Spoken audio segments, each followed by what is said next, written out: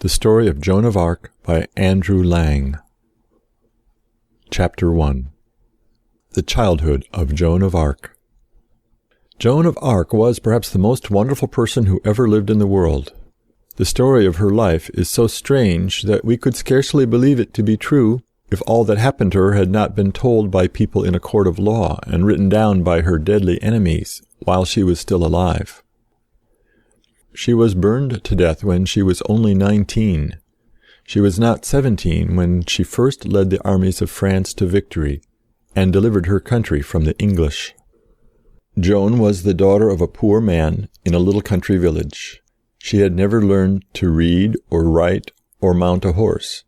Yet she was so wise that many learned men could not puzzle her by questions.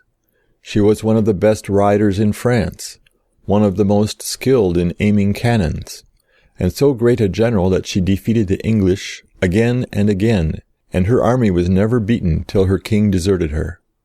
She was so brave that severe wounds could not stop her from leading on her soldiers, and so tender-hearted that she would comfort the wounded English on the field of battle and protect them from cruelty. She was so good that her enemies could not find the one true story to tell against her in the least thing. And she was so modest that in the height of her glory she was wishing to be at home in her father's cottage, sewing or spinning beside her mother. Joan, who was born at Domremy in the east of France on January 6, 1412, lived in a very unhappy time. For nearly 100 years the kings of England had been trying to make themselves kings of France, just as they had been trying to make themselves kings of Scotland. Perhaps they might have succeeded if they had confined themselves to one conquest at a time. But they left Scotland alone while they were attacking France, and then Scotland sent armies to help the French, as at other times the French sent armies to help Scotland. 8 years before Joan was born, a sad thing happened to her country. Henry V of England had married the Princess Catherine of France, and the French, or some of them, tired of being beaten in war, consented to let the child of Henry and the Princess Catherine be their king, instead of the son of their old king. The old king's son was called the Dauphin. That was the title of the eldest son of the French kings. This Dauphin was named Charles. His friends went on fighting the English for his sake, but he was not crowned king. The coronations of French kings were always done in the cathedral at Rheims, where they were anointed with sacred oil. The oil was kept in a very old flask, which was said to have been brought from heaven to a saint by an angel. No eldest son of the king was thought really king of France after his father's death, till he had been anointed with this heavenly oil at Rheims by the archbishop. It's important to remember this. You'll see the reason afterwards. Now Rheims was in the power of the English, so the Dauphin, Charles, could not go there and be made king in earnest. The English said that he was not the son of his father, the late king, which made him very unhappy. We shall hear how Joan comforted him and made him king for good and all. What Scots and Frenchmen could not do, she did. In the meantime the French were divided into two parties. Some sided with the Dauphin, Prince Charles. More, and especially all the people of Burgundy and the Duke of Burgundy, a great and rich country, were on the side of the English. So they fought very cruelly, for the land was full of companies of ill-paid soldiers, who plundered the poor, so that towns fell into decay. Many fields were empty of sheep and cows, and the roads became covered with grass. In the villages a boy used to watch all day from the spire of the church to see whether any soldiers were riding up. If they came, the cattle were driven into the woods, and men, women, and children ran to hide themselves, carrying such things away as they could. The soldiers of all sorts robbed equally, for they had often no regular pay, and the Scots were not behindhand in helping themselves wherever they went. Even gentlemen and knights became chiefs of troops of robbers, so that whoever won in the wars, the country people were always being plundered. In the middle of these miseries Joan was born, in a village where almost everybody was on the side of the Dauphin, the right side. In the village nearest to hers, Maxey, the people took the English side, and the boys of the two places had pitched battles with sticks and stones. It's true that they would have found some other reason for fighting, even if the English had not been in France. Joan used to see her brothers, Peter and John, come home from these battles with their noses bleeding and with black eyes, but she did not take part herself in these wars. Her village was near a strong-walled town called Vaucouleurs, which was on the side of the Dolphin. When Joan was a little girl, she did not see very much of the cruelty of the soldiers. The village was only visited once or twice by enemies. But she heard of what was going on in the rest of France. There was great pity in France, she said. She did once or twice see some of the pity. There was a man called Henry d'Orly, living in a castle named Doulevant, who, like many other gentlemen in these days, was a captain of robbers. One day several spearmen of his rode into Domremy, Joan's village, and seized Joan's father's cows, with all the other cows that they could find, just as the Scotts, Elliots, and Armstrongs used to ride across the border and drive the cattle of the English farmers. But a lady lived in a strong castle near Domremy, and when she heard how the village people had been plundered, she sent the news to a gentleman in the neighborhood, who gathered his spearmen and rode after the robbers. The thieves, of course, could not ride faster than the stolen cows could trot. They pricked the poor beasts with their spears and made them lumber along, but a cow is slow at best. The pursuers galloped and came on the cattle in a little town, while the thieves were drinking in the wine shops. When they heard the horses of the pursuers gallop down the street, they mounted their horses and spurred for their lives. But now came their master, Henry d'Orly, with more spearmen, who followed after the cattle and the gentlemen who were driving them home. They turned and charged Henry d'Orly, and cleared the road, and the cows came home to Domremy, all safe. Another time all the people in Domremy had to fly from home and go to a town called Neufchâteau, where they were safe behind strong walls.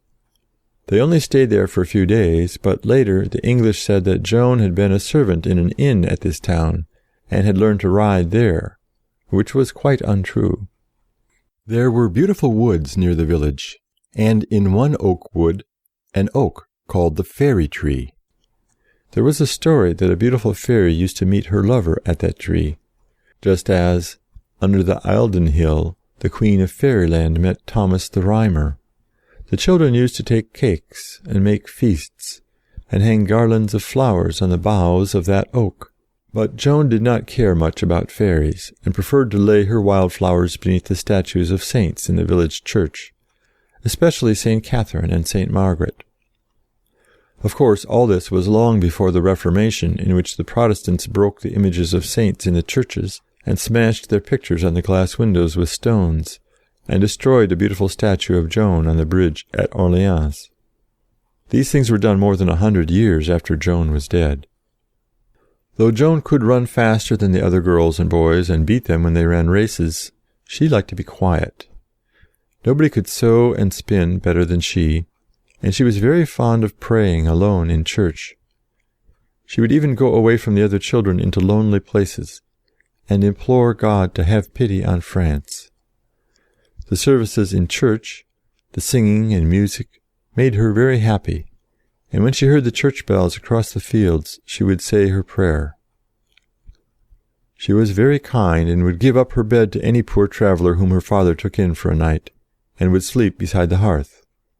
She took care of the sick, and if ever she had any money, she would spend it on masses to be said in honor of God, and for the sake of men's souls.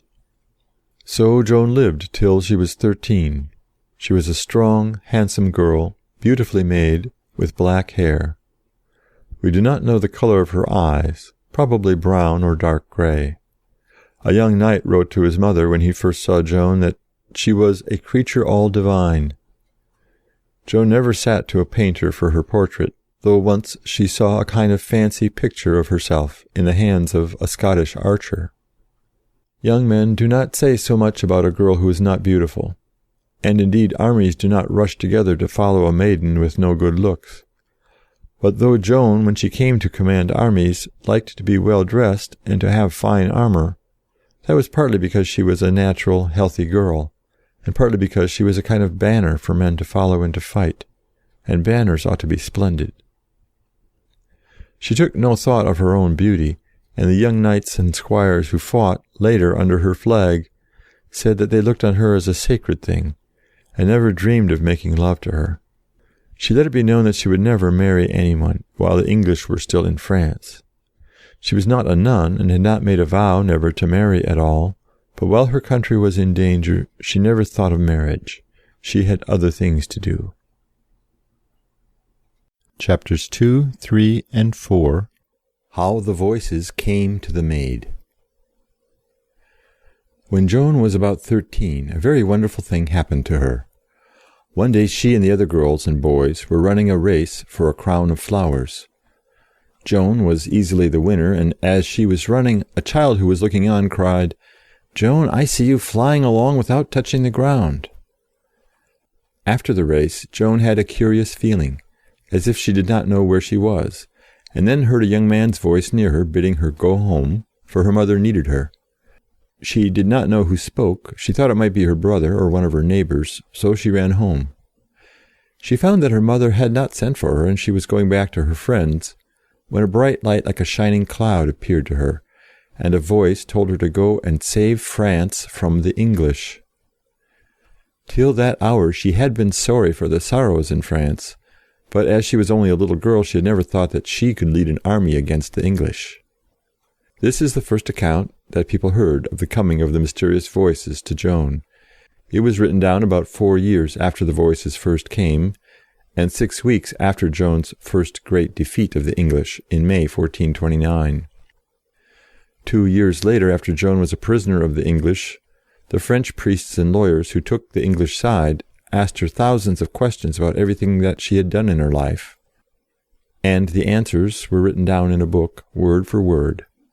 They asked her about these wonderful voices. There were things that she refused to tell these priests and lawyers, but she did say this: "When I was about 13, there came to me a voice from God, teaching me how I was to behave and what I was to do. And the first time that voice came, I was afraid. I was standing about the middle of the day, in summer, in my father's garden. The voice came from the right hand, from where the church stands, and when it came, I usually saw a great light on the side from which it spoke.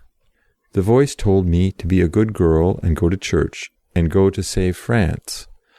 I said that I was only a poor girl who could not ride or lead the soldiers in the wars, but the voice kept on, for years, telling her that she must go. She not only heard voices, but she saw shining figures of the saints in heaven.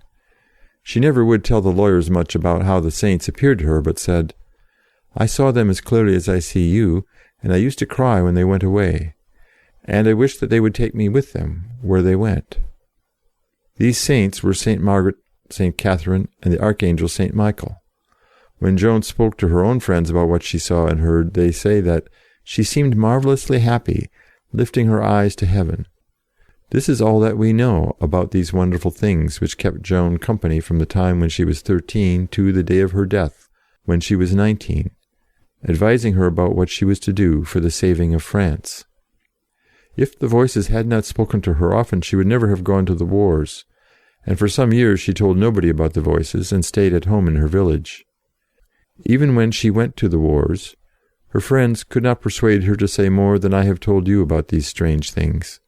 She said that she had a council which advised her in everything. If there was much noise in a room where she might be, she could not hear the voices distinctly. Only one person said that he saw angels' faces in her company. None of her friends, who knew her best, saw or heard anything extraordinary. She very much disliked to speak about the saints and voices. Chapter 3. How the Maid obeyed the voices. Time went on, and the Dauphin, the rightful Prince of France, was more and more unfortunate. It is true that Henry V, the King of England, died. He was a great soldier, and his son was only a baby, but the war was carried on by the brother of the late king, the Duke of Bedford, by the Earl of Salisbury, by the famous Talbot, by Sir John Fastolf, and many other English generals. The Scots won a great victory over the English at Bauge Bridge, where the Duke of Clarence, the brother of Henry V, was killed. But the French and Scots were beaten at Verneuil, where most of the Scots fell, fighting bravely. However, a new army came from Scotland under Stewart of Darnley, and still the war went on. By that time the Dauphin only held France, south of the great river Loire. The strongest place which was true to the Dauphin was the town of Orleans. If the English could once take that city and fill it with provisions and guns and other weapons, the French could not hope to win it back again, and the English would overrun the whole of the centre and south of France, and drive the Dauphin out of his own country. He was very poor and very unhappy. He could scarcely pay his bootmaker, as he was not a good fighting man. He lived here and there idly, at towns south of Orleans, such as Blois and Poitiers. He used to wonder whether he had not better give up the war, and go to Spain or Scotland. Another thing made him miserable. He did not know for certain whether he had really the right to be king or not. As many people said, he was not truly the son of the last king of France. In his distress he prayed, privately and in silence, that he might know whether or not he was the rightful prince, and ought to be crowned and anointed as king. But he told nobody about this, and lived as best he could, wandering from one town to another. Then he heard that his great city of Orleans was being besieged by the English in the autumn of the year 1428. Orleans lies on the right bank of the river Loire, which here is deep, broad, and swift, with several islands in the middle of the current. The bridge was fortified on the farther side by 2 strong towers called Les Tourelles, but the English took this fortification, and so the people of Orleans could not cross the river by the bridge, and they broke down an arch that the English might not cross to them. One day the English general came to this fort, at a time when the soldiers of both sides dined, to look out of a narrow window and watch what was going on in the besieged town. Now it happened that a cannon lay, ready loaded, in a niche of the gate tower of Orleans that looked straight along the bridge to the Tourelles. The English general, the Earl of Salisbury, was peeping through the narrow window, thinking himself quite safe, as the French soldiers in Orleans had gone to dinner. But a small French boy went into the gate tower of Orleans, and seeing a cannon ready loaded, he thought it would be amusing to set a light to the touch-hole. So he got a linstock, as it was called, lighted it, put it to the touch-hole, and fired off the cannon. The bullet went straight into the narrow window out of which the English general was peeping, and he fell back, mortally wounded. This was a piece of good fortune for the French, but there were plenty of other English generals to take the place of Salisbury. The English built strong fortresses here and there outside the walls and gates of the town, to prevent help and food and wine and powder from being brought to the besieged French. But the people of Orleans were brave, and were commanded by good officers, such as Dunois, young Saintrel, La Hire, a rough swearing knight, and others who became true friends of Joan of Arc, and food was brought in easily enough. The English had won so many battles that they despised the French, and so they did not take pains, and besides, they had not men enough to surround Orleans and prevent cattle from being driven in from the country. The English seem to have had no more than 4,000 soldiers. They were neither strong enough to take the town by storm, nor many enough to surround it and starve the French into showing the white flag and giving up the place. In fact, the English had been beating the French just because they believed they could beat them, and thought that 1 Englishman was as good as 3 Frenchmen at least. This was nonsense, but under Henry V at Agincourt, a few English had beaten a great French army, because the French fought foolishly, trying to gallop to the charge over wet, heavy ploughed land, while the English archers shot them down in hundreds. But the French, you will see, had learned the English way of fighting on foot, and could have held their own if they had not lost confidence. Chapter 4. How Joan heard news strangely. Joan, far away in Domremy, would hear of the danger in which Orleans lay now and then, and her voices kept insisting that she must go and drive away the English. She used to cry and say that she would be quite useless, as she could not ride or fight, and people would think her mad or bad and laugh at her. The voices told her to go to the nearest strong-walled French town, Vaucouleurs, and ask the commander there, Robert de Baudricourt, to send her to the Dauphin, who was then far away at Chinon, a castle on the Loire, south of Orleans. When she saw the king, she was to tell him that she had come to save France. This seemed quite a mad proposal. Baudricourt was a great, rough, sensible soldier, and how could Joan go to him with a message of this kind? He would merely laugh at the sunburned girl in her short red kirtle, a girl who probably had never spoken to a gentleman before.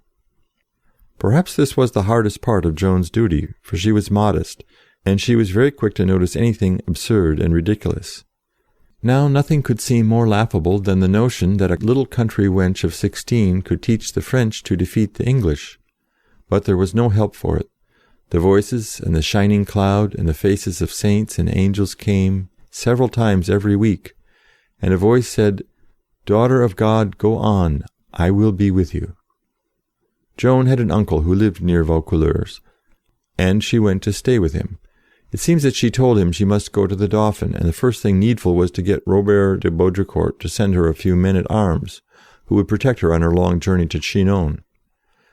The uncle must have been very much astonished, but it seems he believed in her, for he took her to Robert. Of course, Robert laughed and told Joan's uncle to take her away and box her ears. But she came again, and then a priest wanted to exorcise her, that is, to frighten the devil out of her, with religious services and holy water, as if she had been possessed, like people in the New Testament. But Joan was not possessed, and the priest, after trying the holy water, could only say so. By this time, the month of February 1429 had come round. The besieged French in Orleans now had a great misfortune. The season of Lent was coming, that is, a time when they were not allowed to eat beef and mutton, but only fish and eggs and vegetables. Now a great number of wagons loaded with herrings were being sent to feed the English who were besieging Orleans. The general of the French in Orleans knew that, and he determined to send out soldiers to attack the English, who would be guarding the long line of wagons full of herrings. They would wait for the English on the road, cut them up, and carry the fish into the town for their own use. So a great many of the Scots and some French slipped out of Orleans by night and went to a place called Rouvray, on the road by which the herrings were to pass. Here they were to be joined by another small French army under a general named Clermont. So they reached Rouvray, where they did not find Clermont and his men, but did see the English soldiers far away, marching by the side of the long line of wagons. Instead of waiting hidden under cover till the English passed by, and then rushing in among them unexpectedly, Stewart of Darnley cried, "Charge!" and rode, with his lance in rest at the English front. The Scots were always in too great a hurry to fight. The English saw them coming, arranged the heavy wagons in a square, and went inside the square so that the Scots could not get at them. Safe behind their carts, the English archers shot down the Scots, who thought bows and arrows rather mean weapons, and wanted to cut down their enemies with the sword. But they could not reach the English. They fell in piles of slain men round the square, and Clermont, the French general who was to have joined them, would not fight, and took away his army. So very many brave Scots were killed, with Stewart of Darnley at their head, and the rest retreated sadly to Orleans, where they heard the English hurrahing in their camp. This was called the Battle of Rouvray, or the Battle of the Herrings. It was fought on February 12th, 1429.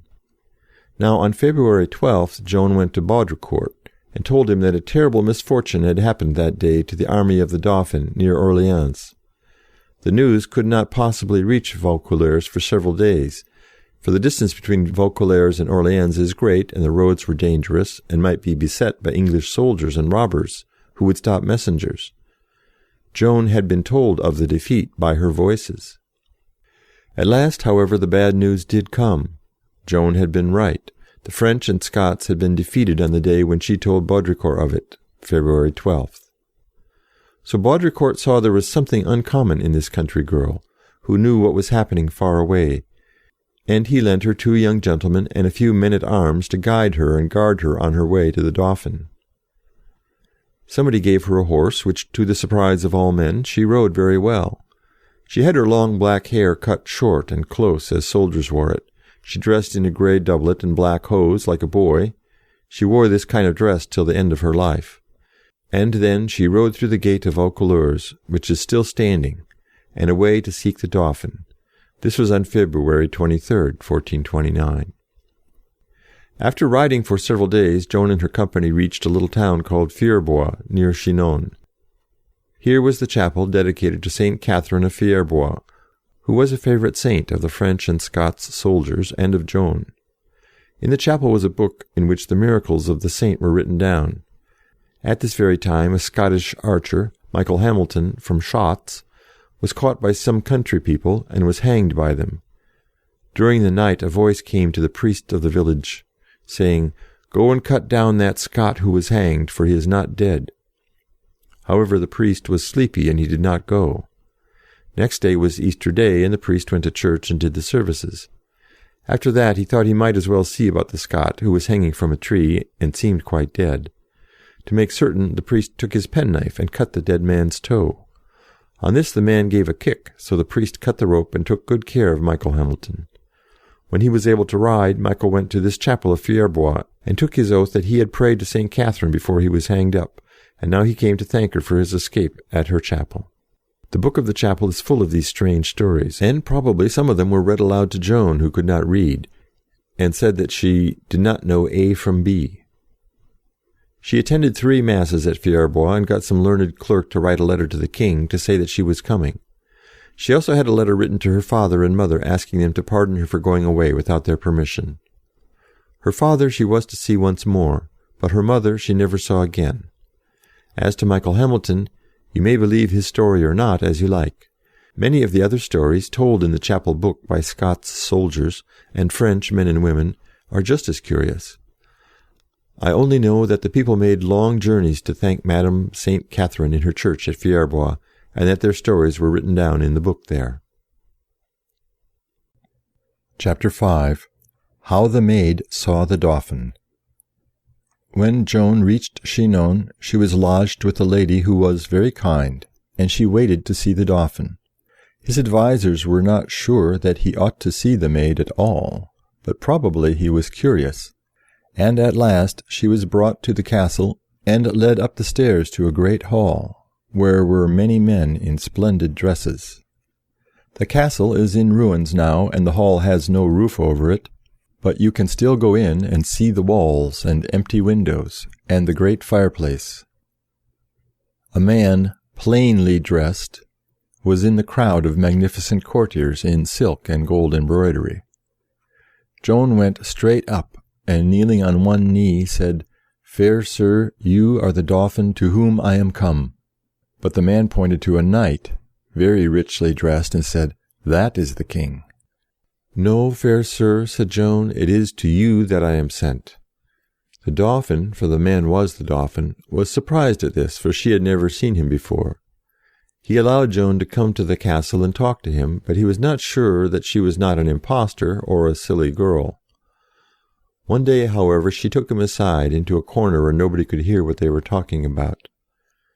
When their conversation was ended, the Dauphin looked very grave, and Joan looked very glad. She had told him something that made him believe in her. What had Joan told to the king? It was known at the time that she had told him something that amazed him, for it is mentioned in a letter written a few weeks later by Alan Chartier, a famous poet. But nobody knew the secret. Joan would never let anyone know. When she was a prisoner among the English, the French priests and lawyers tried to make her speak, but she would not. It was her king's secret. 8 years after Joan was dead, a very strange thing happened. A woman who said that Joan had not died and that she was Joan came to Orleans with Joan's brothers. The people of Orleans, who had known the Maid very well, believed that this woman was Joan come again, and feasted her and gave her presents. Then she was taken to the king. He himself was puzzled and said, "Maid, my dear, I am glad to see you again. Do you remember the secret between you and me?"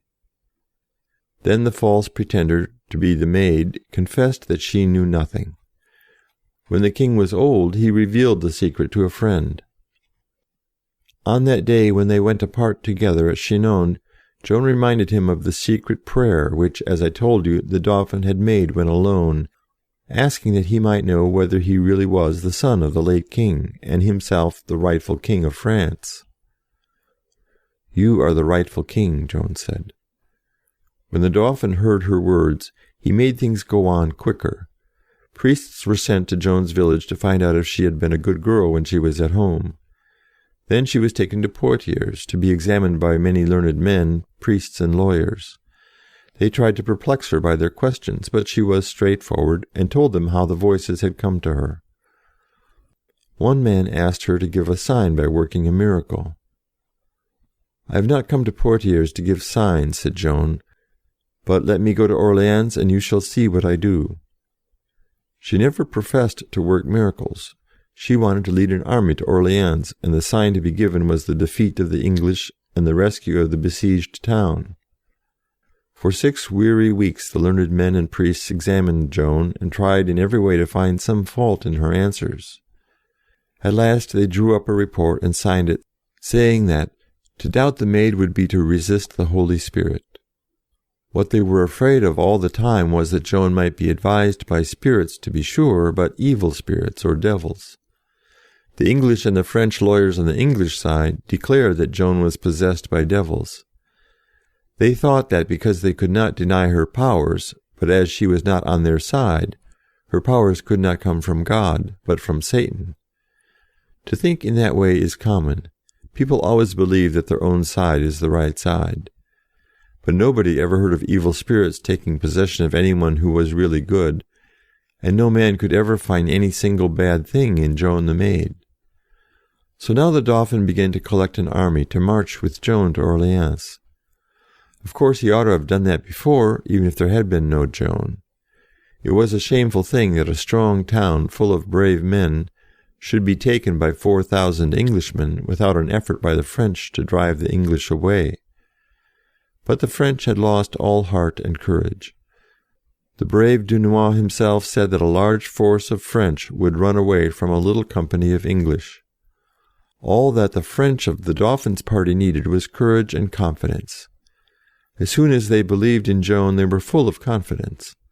They could not turn their backs as long as a girl of 16 ran forward in front of them, through the rain of arrows and bullets and cannonballs, waving her banner and crying, "Come on!"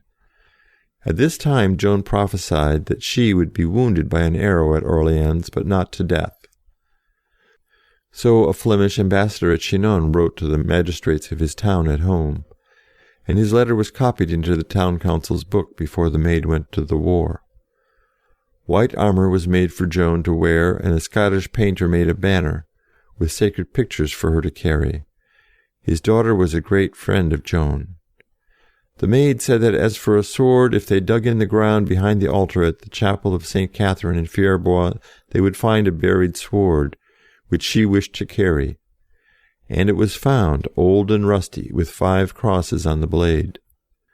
The Duke of Alençon, a young cousin of the king's, who had been a prisoner of the English, saw Joan riding one day and was so pleased with her grace and good horsemanship that he gave her a very good horse and became one of her best friends.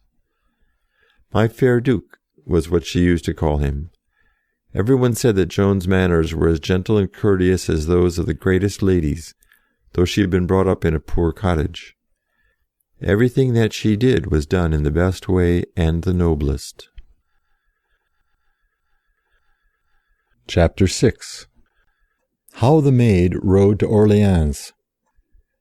When, then, Joan's army was gathered with plenty of good things, and powder and shot, in wagons, for the people of Orleans, she gave orders that no loose people should follow them. The soldiers must not drink and play dice and cards. They must pray, and must never swear. One of the generals, the brave La Hire, asked that he might be allowed one little oath. So she said he might swear by his baton, the short staff which he carried as a leader. Then Joan mounted and rode at the head of the army out of the gate of Blois. The French commander at Orleans, Dunois, had sent to say that they must march up the bank of the Loire opposite to that on which Orleans stands, for the English were very strong, with many fortifications on the road on the Orleans side, and would stop them.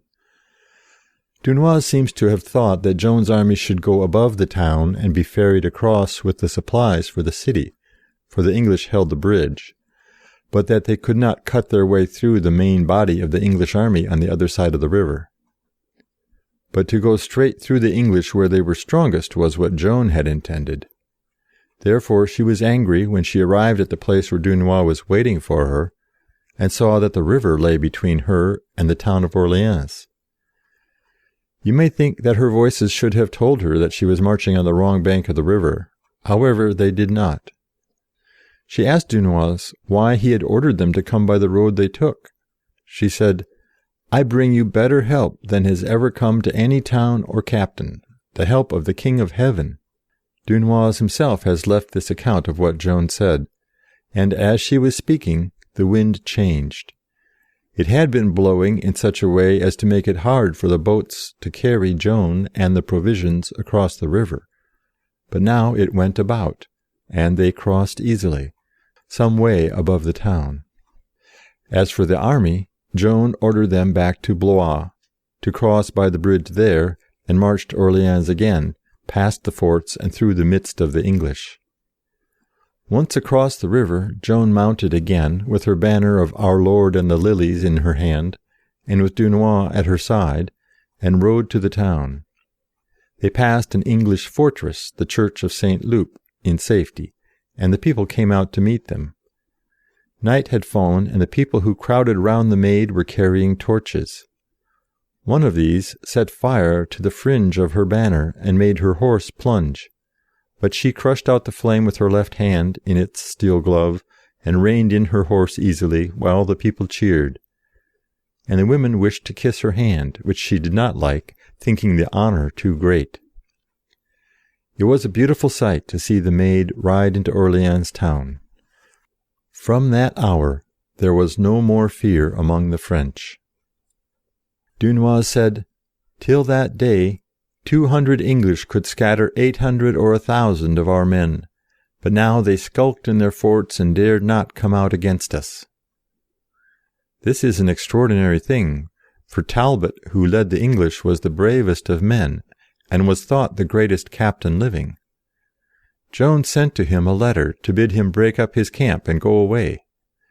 The English laughed, and one day, when Joan went out to speak to them, they called her ill names, so that she wept for shame.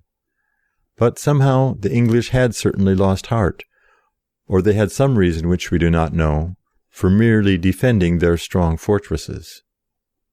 On the day after Joan entered Orleans, she wanted Dunois to sally out of the town with his men and assail the English. He did not think it wise to do so, and Joan went up to her own room. Suddenly she rushed down and asked her page why he had not told her that the French were fighting, she did not know where. It was at the fort and church of St. Loup, which Joan had passed on her way into Orleans. On this side, namely, farther up the river, above the town, the English were weakest, as they did not expect to be attacked on that side. The French were victorious. When they saw Joan ride up, they were filled with courage. Joan saw a Frenchman strike down an English prisoner. She dismounted, laid the poor prisoner's head in her lap, and did her best to comfort him. Chapter 7. How the Maid saved Orleans. The Dauphin had given Joan a gentleman of good character to be with her always and take care of her. This gentleman was named Jean d'Aulon, and as he has left an account of what Joan did at Orleans, we give what he said.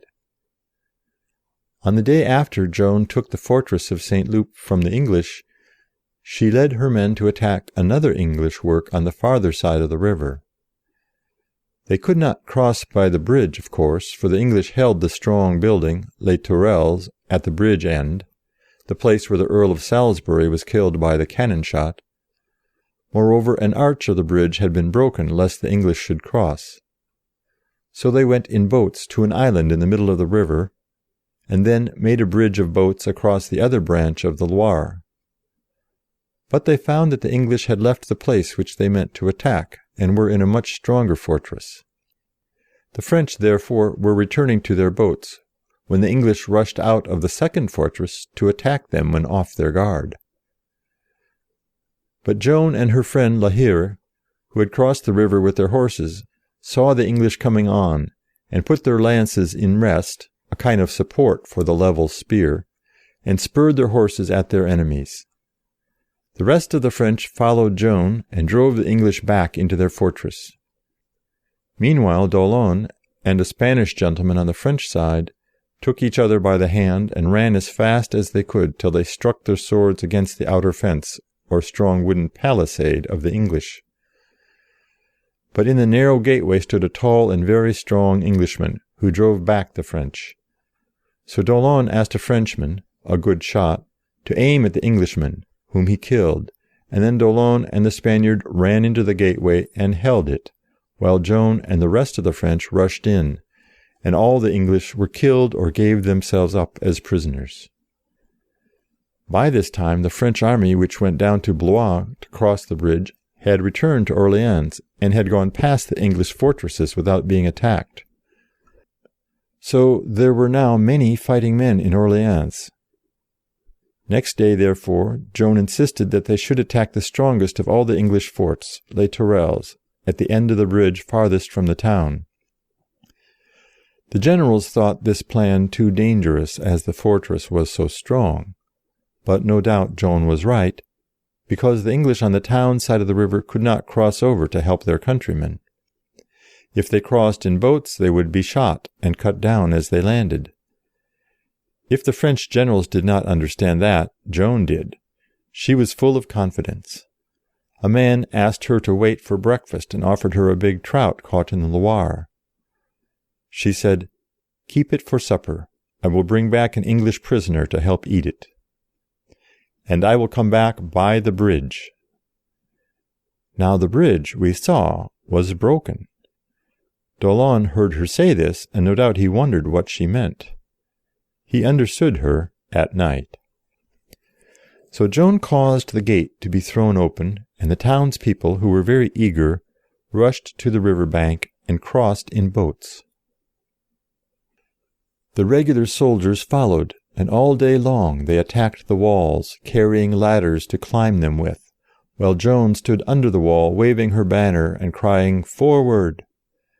But from behind the battlement the English kept shooting with arrows and muskets, so that many of the French were killed, and a strong Englishman threw down the ladders as they were pushed to the top of the walls. There were 500 or 600 of the best of the English in this castle, under 2 leaders whom the French called Bumus and Glacidas. The name of Glacidas was Glasdale. We do not know who Bumus was.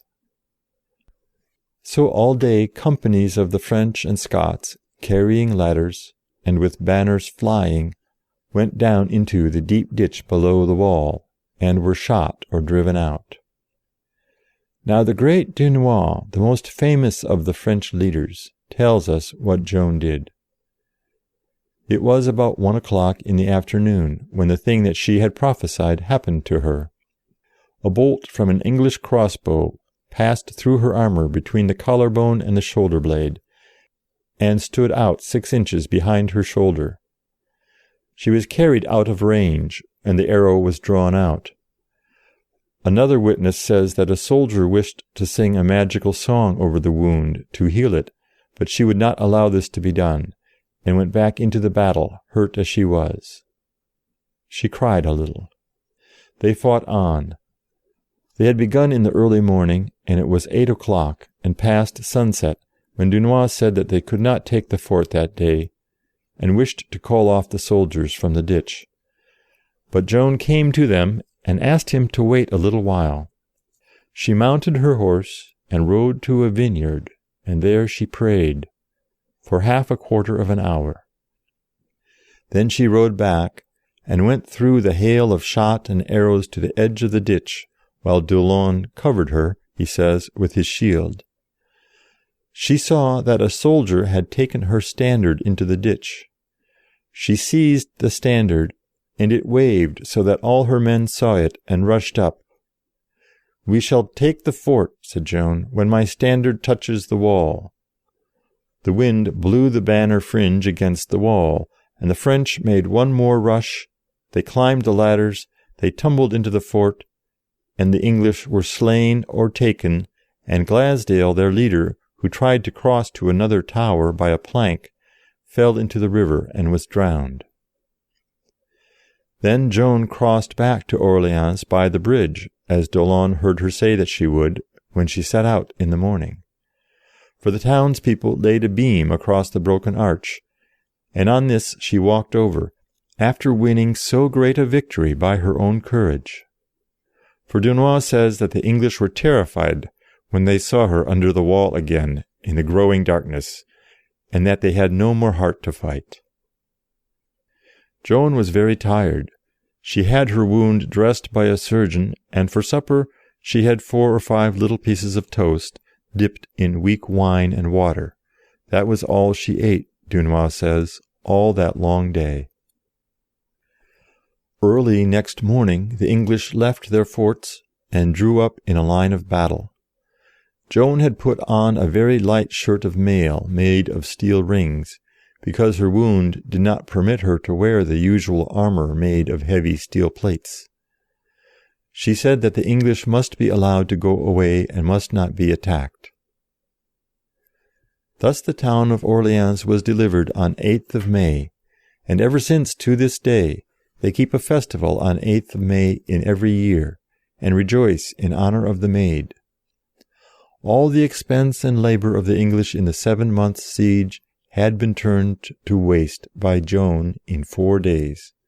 France was free south of the Loire, and Joan had kept her word. She had shown a sign at Orleans. It sounds like a fairy tale, but it certainly happened. Joan made the French able to do what they did merely by giving them courage. Her army would not have come together if she had not given them something to believe in, herself.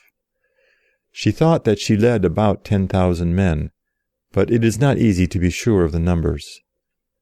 The English, if they were only 4,000, could not resist the new army and the old garrison of Orleans if the French had faith in themselves. And Joan gave them faith. At the same time, the English seem to have arranged their army in a very foolish way. About 1,000 were on the farther side of a river which the 3,000 on the right bank could not or did not try to cross to help their friends. The larger part of the English army might have attacked one of the gates of Orleans and frightened Joan's army, who would have come back across the river to defend the town. The English in the fortress at the farther end of the bridge would then have been safe. But the English on the right bank did nothing at all, for some reason which we do not understand. Chapter 8. How the Maid took the town of Jargeau. After Orleans was quite safe, and when Talbot had led the English army to the town of Meun, Joan wanted to take the dolphin to Rheims, to be crowned and anointed with the holy oil, and made king in earnest. But the way was long, and the road passed through towns which were held by friends of the English. So the dolphin loitered about in pleasant castles near the Loire, in the bright May weather, and held councils, and wondered what he ought to do. Then Joan rode with the brave Dunois to Loches, where the Dauphin was. Some lords and priests were in the room with him, but Joan went straight in, and knelt before him, saying, "Fair Dauphin, do not hold so many weary councils, but come to Rheims, and take your crown."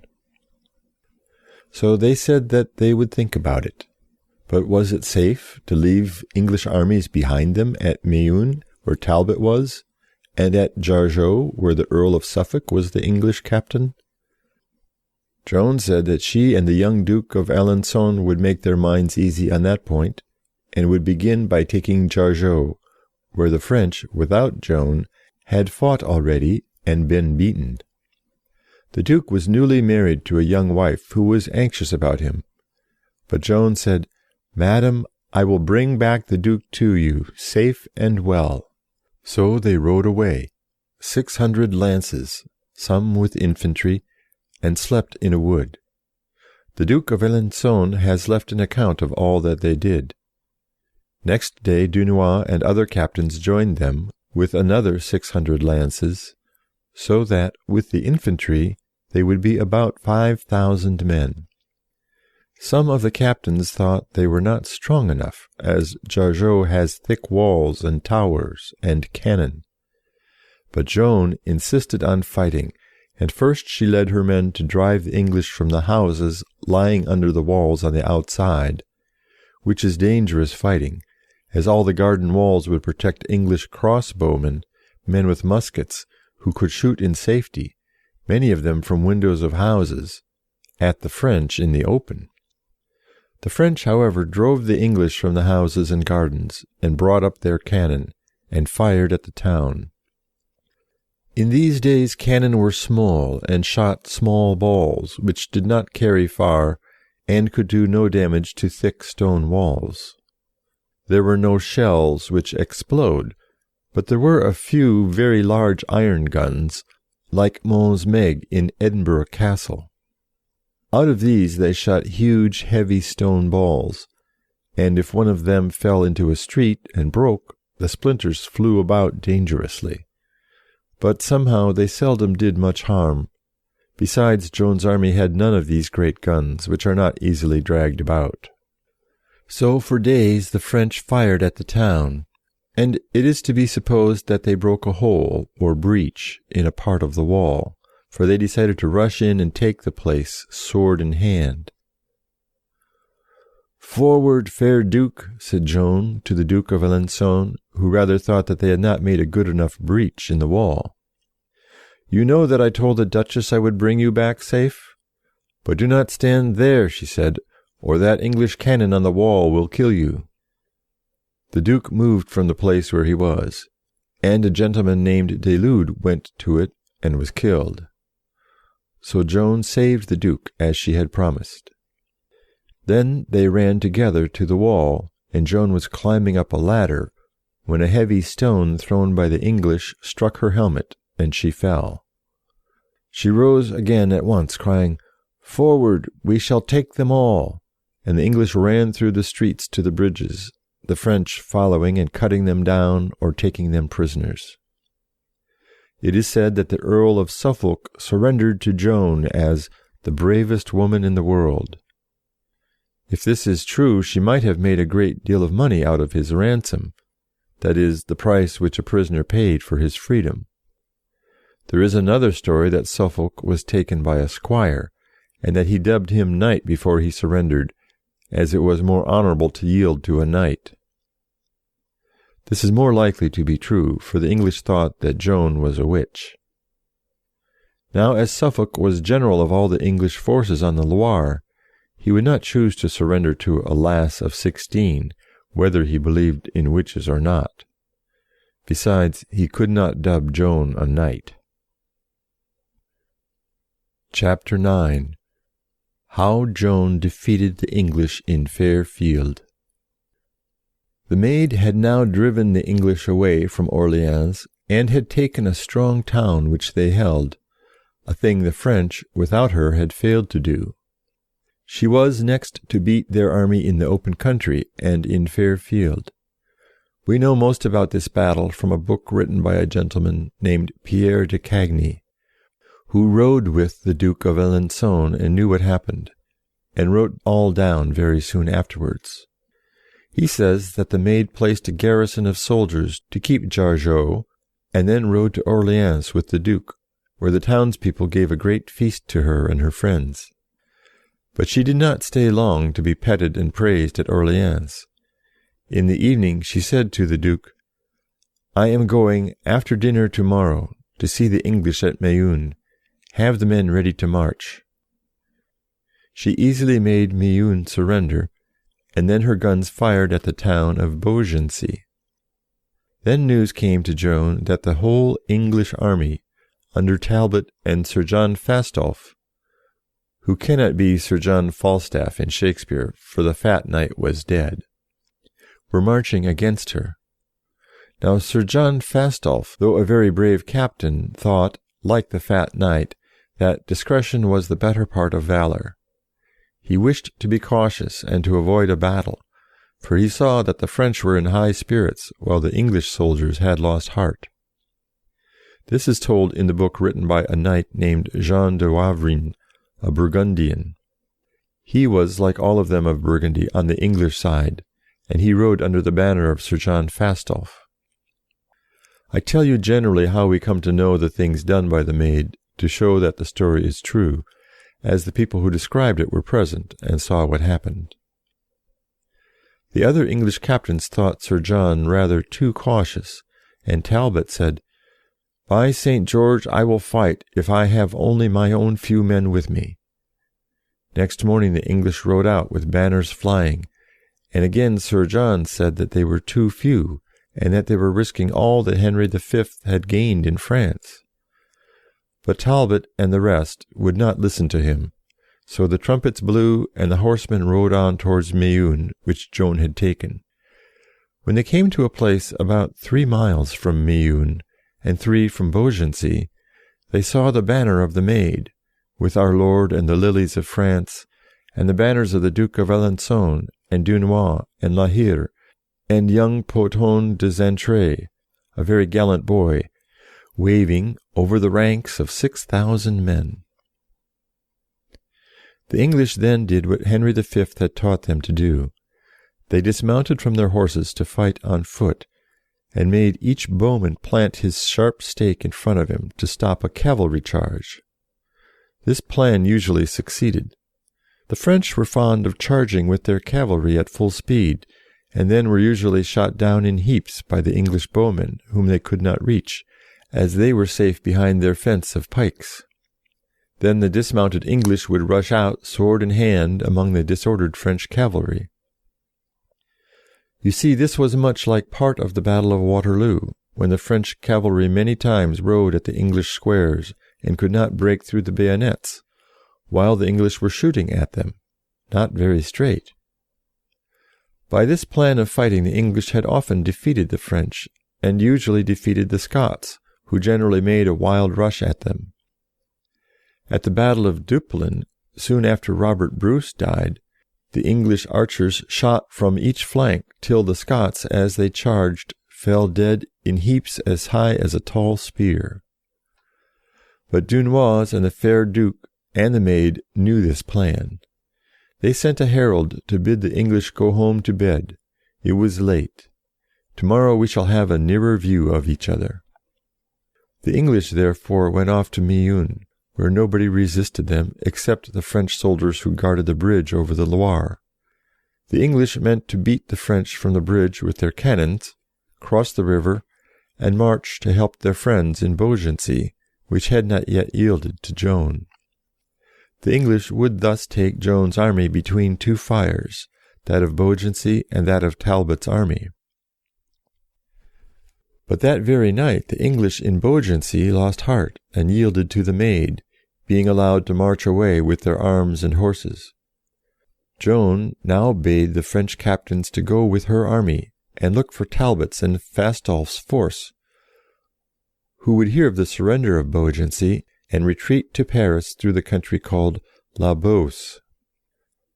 "But how are we to find the English?" the French leaders asked Joan, for they would be in a wild, empty country covered with forests. "Ride forth," she said, "we shall take them all. As to finding them, you shall have a good guide." They had a strange guide, as you shall hear. The English were marching along. In front was their advanced guard, under a knight who carried a white banner. Next came the guns, with the wagons full of provisions.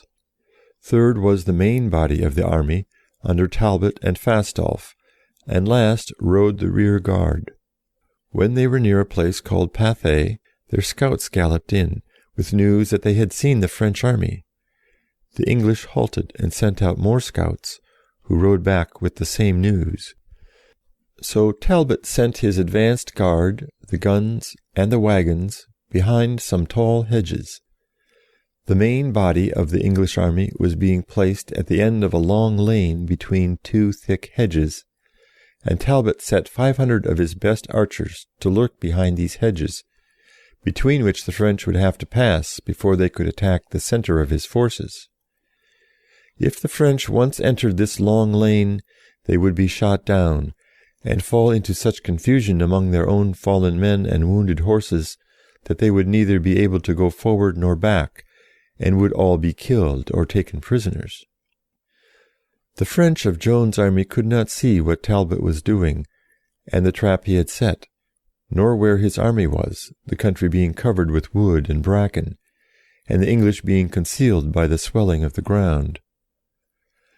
However, they rode forward fast, and would have been between the fire of the two hidden lines of English bowmen in a minute, when lo and behold, they had the good guide that Joan had promised them. As they rode, they roused a stag from the bracken where he was lying.